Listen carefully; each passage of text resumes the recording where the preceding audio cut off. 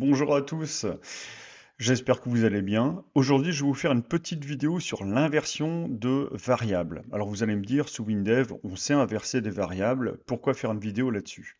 Ben, quand vous regarderez l'aide, vous verrez que l'inversion de variables, ça se fait sur des types simples. Or là, on va pouvoir le faire sur des types complexes. Allez, je vous montre ça tout de suite sur le code. Mais n'oubliez pas, si jamais vous aimez mes vidéos, n'oubliez pas de liker, de laisser un petit commentaire, ça fait toujours plaisir. Allez, moi je vous dis à tout de suite, devant le clavier. Allez hop, c'est parti.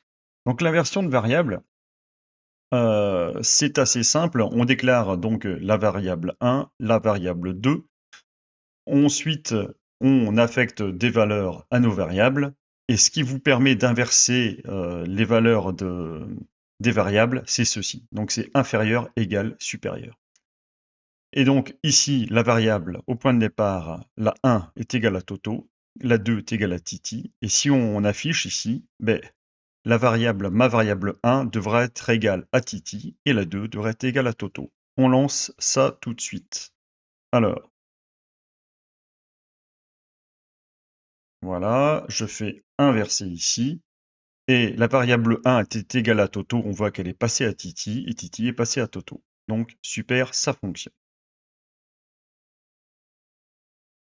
Nous, par contre, ce qu'on va vouloir faire, c'est faire de l'inversion, mais de variables ayant un type beaucoup plus complexe. Alors, on va inverser quoi, vous allez me dire?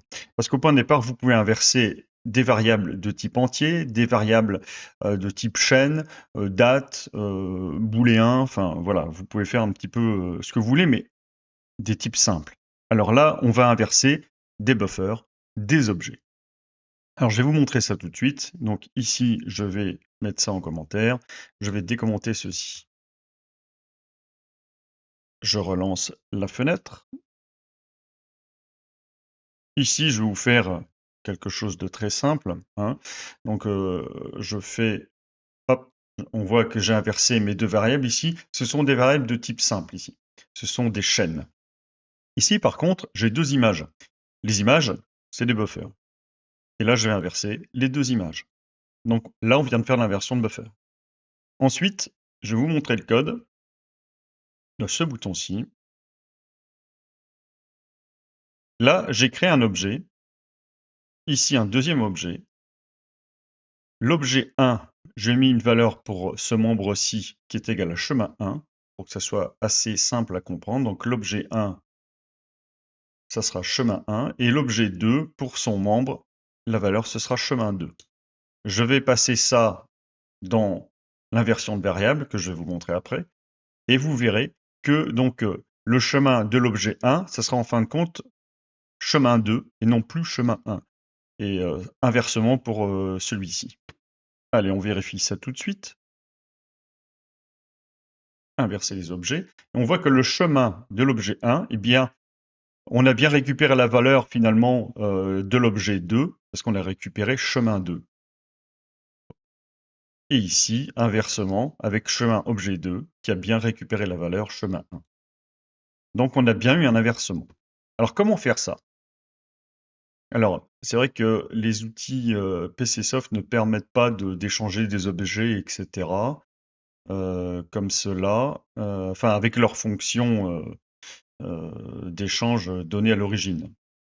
Donc je l'ai un peu amélioré et je vais vous montrer le code. Donc, vous vous rappelez, notre classe AI boîte outils, je vous l'avais montré quand on avait parlé des icônes SVG pour vous montrer comment les colorier, etc. Ben, cette fameuse boîte à outils, je vais rajouter des méthodes au fur et à mesure dedans et à chaque fois je vous la mettrai à jour et ainsi vous pourrez échanger des variables. Changer de variable. Vous pourrez faire évoluer, vous aurez une boîte à outils de plus en plus complète et donc ça deviendra super intéressant. Alors je vais vous montrer le code maintenant pour inverser les variables. Ici, c'est tout simple.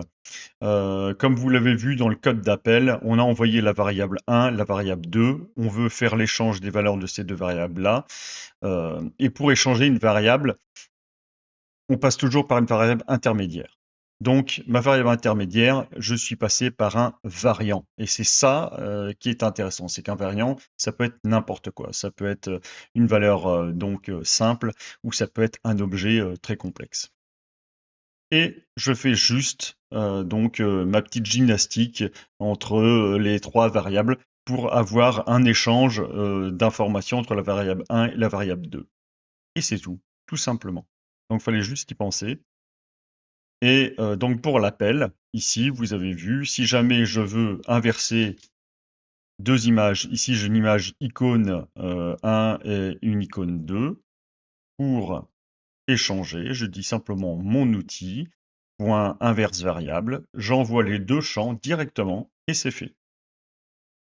Alors, évidemment, la déclaration de l'objet mon outil est un AI boîte outil. Soit vous le faites au niveau de la déclaration globale de la fenêtre, soit au niveau du bouton. C'est possible, on aurait pu le déclarer juste ici au-dessus. Et après, vous appelez votre méthode et c'est tout. Donc, vraiment extrêmement simple. Pour échanger deux objets, je vous ai montré le code. Donc, on a créé un objet, un deuxième objet. On a renseigné un membre de chaque objet. On a fait l'inversion et on a vu que ça s'était bien inversé l'un avec l'autre. Donc, très simple. Donc, il nous reste à voir ce code-ci. Si vous voulez inverser les deux champs ici, SCI var 1 et SCI var 2, mais vous les envoyez directement à la méthode et ce sera inversé. Donc vraiment très très simple d'utilisation. Donc voilà, je vous mettrai ça dans la description de la vidéo. Vous pourrez récupérer le code, bien que le code, vous l'avez vu, même si jamais vous faites un arrêt sur la vidéo, vous recopiez vite fait le code, il y a 3 lignes.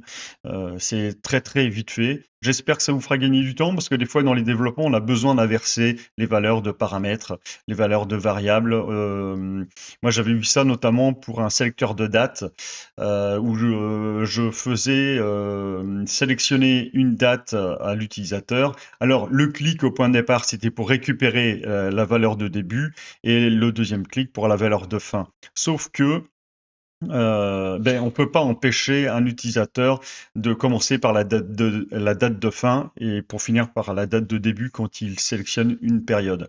Mais après, il faut évidemment inverser pour qu'il y ait une cohérence entre la date de début et la date de fin. Il ne faut pas que la date de fin soit inférieure à la date de début ou inversement. Enfin, vous avez compris le truc. Donc, ça peut être très utile d'inverser les choses. D'ailleurs, en parlant de sélecteur de date, et notamment sélecteur d'une période de date, parce que c'est ça en fait de quoi je parle, je vous donnerai la prochaine fois dans une vidéo carrément, on va dire c'est presque un composant, on pourrait le transformer en composant en fait. Je vous ferai un sélecteur de date design qui pourra s'adapter à toutes vos applications, qui fonctionnera sous WinDev et après sous WinDev Mobile. Donc je vous dis à très bientôt. J'espère que cette vidéo vous a permis de voir un petit peu comment ça se passe, de gagner du temps. J'espère que ça vous fera gagner du temps dans votre développement. Et si jamais vous avez aimé cette vidéo, n'hésitez pas à liker et à laisser un petit commentaire. Moi je vous dis à très bientôt.